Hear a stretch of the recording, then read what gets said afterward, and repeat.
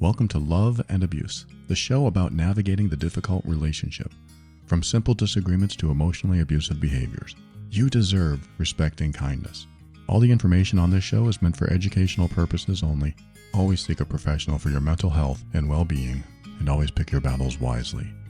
I'm your host, Paul Coliani.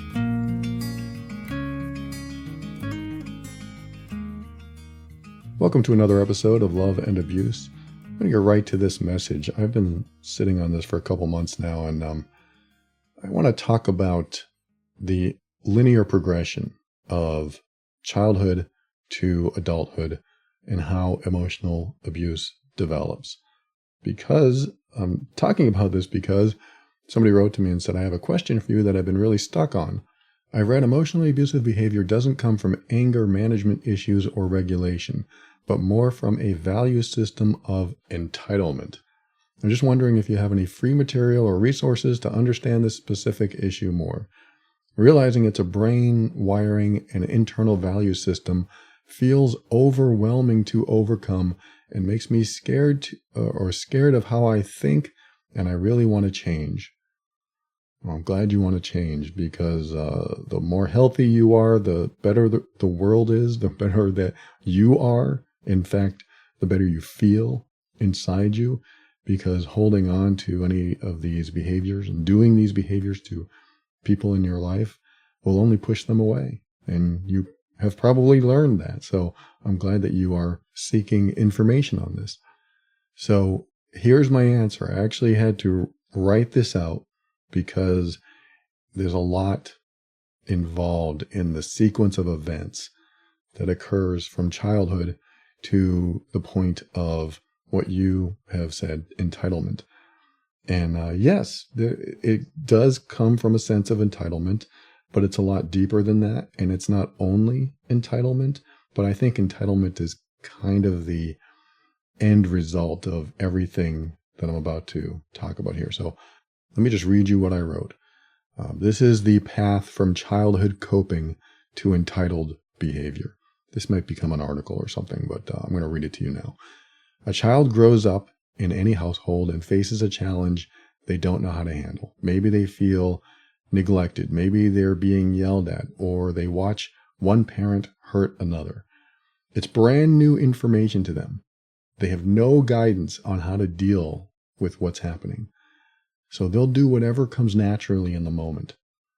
If they go silent while being yelled at, that's how they cope. If they scream because they feel neglected, like not getting a toy they wanted, for example, that's how they cope. These coping mechanisms are survival tools. A child's primal instinct to avoid pain and suffering and fear usually wins over everything else. When they survive using these coping skills, whether they learned them from others or figured them out on their own, they carry these skills into adulthood. When they're old enough to get into close relationships and a challenge comes along, they don't create new ways to cope unless it's a brand new challenge they've never faced before. But even then, it comes back to avoiding pain and staying away from the things that they fear or things they fear happening. And at this point, whatever worked as a child has been used over and over again. For example, and this is a personal example, when I was a child, I went silent around the abusive alcoholic in our home. I did not want to trigger him. So a child using silence as a way to protect themselves, that can turn into silent treatment or a toxic version of the silent treatment as an adult, which is a way to make someone feel bad enough to change. Because withdrawing love and connection becomes a form of manipulation. So until this child who has grown up and is using these coping skills, until they develop new coping skills, they rely on and believe in the ones they've had over all these years because, quite frankly, they worked every time. So if people-pleasing worked as a child, and that child tested being overly accommodating and giving in their relationships growing up, the results they got weren't pain or fear. They may not have gotten great results, but they weren't pain or fear. So that reinforced that those coping skills worked for them or do work for them. And testing these coping mechanisms over and over again proved that they worked, so to speak. So that constant reinforcement developed a belief system that this is how you're supposed to act, react, and respond to those you're in a relationship with. This belief system becomes so strong, it feels like absolute truth. Acting any other way would be acting against their own best intentions. And because they've been relying on these coping mechanisms for basically their entire life, even when they're hurting those around them, they believe what they're doing is what they're supposed to do because they know they're right. They don't see the pain and suffering of others as their fault, meaning the abusive person doesn't see the suffering that they inflict on others as their fault, the abuser's fault. The abuser believes that the other person's pain and suffering is the other person's fault. They believe that since they know the truth of how to act, react, and respond to others, due to many years of reinforced positive results where they have avoided pain and fear, their morals, values, and standards are the ones that other people should follow as well. With that belief system in place, and they're knowing that they're right because of all the evidence over their lifetime, a selfish, entitled personality comes out of it. Their behaviors are selfish, but they don't believe they are. They behave from a place of entitlement because they believe with absolute certainty, due to years of reinforced learning, that their standards are the only standards that will keep them from suffering. They are selfish because they avoid suffering by making others suffer, and they are entitled because they believe others' suffering is their own doing. There's my write-up. Again, I'll probably turn into an article, but this is basically the story of my life, the story of many people's lives, and even your life. If you're not emotionally abusive, if you're not hurtful to others, whatever you learned in childhood you bring with you, and now you're a grown-up child, and you are responding from that child's point of view unless you've done healing, unless you've done the work. Because if you think about, for example, somebody yells at you today, somebody yelling at you, how did you respond to yelling when you were a child? Do you respond the same way today? Now you know. If you say, well, no, now I'm an adult and I feel okay when somebody yells at me and I'm just waiting for them to let off some steam, and you didn't respond that way when you were a child, you can say, I've done some healing around that. Or maybe it didn't transfer. Sometimes these coping mechanisms may not transfer into adulthood because of other reasons. Or, you've had experiences of people yelling at you and you learned it wasn't a big deal or it wasn't a problem. You didn't get hurt. And so you were able to cope in different ways. Or maybe you didn't have to cope at all because yelling was never dangerous to you as a child. So there's all kinds of ways to look at this. But in general, what I just read to you is what I have seen in my life and in many other people's lives, especially the people who are dealing with their own emotionally abusive behaviors and want to change that. When we break all this down, it does quite often, almost all the time, come down to how they dealt with challenges when they were a child and how those challenges that they faced, when they survived them, they were able to pretty much ask themselves, how did I survive that? Oh yeah, this is what I did. So I'll do that from this point on. And I'll take these skills, quote, skills, into my adult relationships and use them from this point on. And if they're hurtful to others, you know the result of that. These kinds of behaviors destroy relationships. And so this is not a long episode. I'm actually going to finish with the sequence of events that occurs just to answer this person's question. And don't take this as gospel. This is from a lot of self-reflection, a lot of work that I've done with clients. I have not been trained in child psychology, and I have done a lot of research and study myself, but this is just how I see things and how I have helped others with their stuff. So Here's the linear progression of events that go from childhood to an abusive adult, whether that's emotionally, physically, or whatever. The child faces a challenge. They instinctively respond, hoping to survive. Their response works. They survive. They repeat that coping skill, and it keeps working. The pattern becomes a belief. This is how you handle things. The belief becomes absolute truth. This is the right way. As an adult, hurtful behavior feels justified because they're doing what's, quote, right. When others don't respond well, they blame those others for not following the, quote, right way. They develop moral superiority. I'm right, they're wrong. And then we end up at entitlement, entitled selfish behavior. It all emerges from that. And so to the person who wrote, I hope this helps answer the question. This is my own thought process, my own research and understanding of how this works. You did say, I've read emotionally abusive behavior doesn't come from anger management issues or regulation. And let me just address that really quick. Anger is just a component.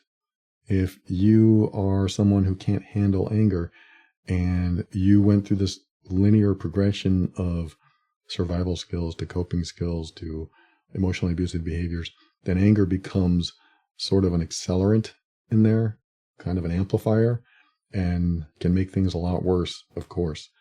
But it's not necessarily somebody who has an anger management issue. They may get angry and they may throw things across the room, but are they abusive? Some people are, some people aren't. Somebody kicks a wall but doesn't hurt the person they're around might have an anger management issue, but are they abusive? It may feel abusive, and to some it may look abusive, and maybe it is. Maybe people feel intimidated.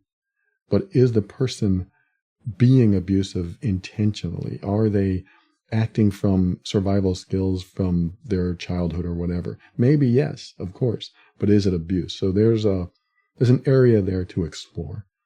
I mean, anger and abuse together, terrible combination. Terrible. And I know someone who has their partner gets very angry. He gets very angry. And he treats her like gold. And it's weird because he's just, he has these issues and he gets angry, but he doesn't take those out on her. Now, that doesn't mean it's not a scary situation for her. It is. It can be very scary. And I'm not saying that there shouldn't be some intervention there. There should be, because nobody should live in fear. If she lives in fear because of that, that's a problem. But is it abusive? You know, I could go either way with that. If you're acting like that in front of somebody else and that person feels intimidated, then I could say, yeah, that's pretty abusive, because if the person feels intimidated and that person can't control themselves, then they may be doing indirect abusive behavior and they still need help because this other person is feeling fear or suffering in some way. So I haven't really thought about that too much, but I can absolutely see that. I can actually take that side, and I may end up doing that, because if you do have issues that you are dealing with inside of you that are affecting others in a harmful way, then even though it's not intentional toward them, you are with that person and causing that person pain or fear or suffering like that. So that definitely presents a problem. So yes, anger or anger management as a component of abusive behavior just makes everything a lot harder, a lot tougher to deal with. And then the other thing is regulation. So I'm assuming he means emotional regulation. So yeah, that takes practice, right? It takes practice to regulate your emotional state. You get triggered, now what do? You're either going to react or not, or you're going to respond. And I look at those as two different things, even though they're very similar. A reaction is, whoa, unconscious, it's happening right now. A response is, let me think about that for a moment before I react or respond. So the response is your emotional regulation moment. You are saying, oh, I'm getting triggered right now. I need to process this. There's some emotional regulation. as opposed to a fight or flight response where you react, where you get upset or scream or whatever. You might have that kind of reaction instead of having that moment to say, whoa, this is making me angry. Let me process this. So yes, there's a difference in both reaction and responding, at least the way I look at it. And emotional regulation goes hand in hand with learning to heal from being emotionally abusive. So if you learn to regulate your emotions, then when you are triggered, you won't automatically be lashing out at someone or hurting someone where you may or may not have intended to. So that emotional regulation is important, of course, but is a lack of emotional regulation the reason for emotionally abusive behavior? It is definitely a part of it, because if you learn to regulate your emotions, then you learn to stop being emotionally abusive. So that is definitely a part of at least healing from being that person. So I hope I answered that question, and I did my best. I did my best to give you what I know, and maybe it'll help you figure out how you're wired, and if you learned anything from childhood and brought it into the adult world where you are still responding or reacting from that childhood survival-like state. Thanks for listening today, and share this with others who might benefit. Love and Abuse is the official podcast of the Mean Workbook, an assessment and healing guide for difficult relationships. The workbook contains a 200-point assessment to tell you exactly what's causing you to leave so many interactions feeling bad. Gain clarity on your relationship today. Visit loveandabuse.com for more information. You can also listen to this show over there, and there's even a safe listening button where all the titles to the episodes are changed so that you don't have to explain to anyone what you're listening to and why. Now, if you've discovered that you are doing hurtful behaviors to someone that you care about, this is everything I talked about today. If you are in that space and you need help getting past those childhood survival mechanisms that don't serve you anymore, head over to healedbeing.com, and that's where I can help you through it. I've helped thousands of people. I've helped a lot of relationships, and I can help you too. Again, that's over at healedbeing.com. This show exists to remind you that you are not alone and you're not going crazy. You are worthy of respect, kindness, and love. And you deserve to be accepted exactly as you are. Stay strong. We'll talk again soon.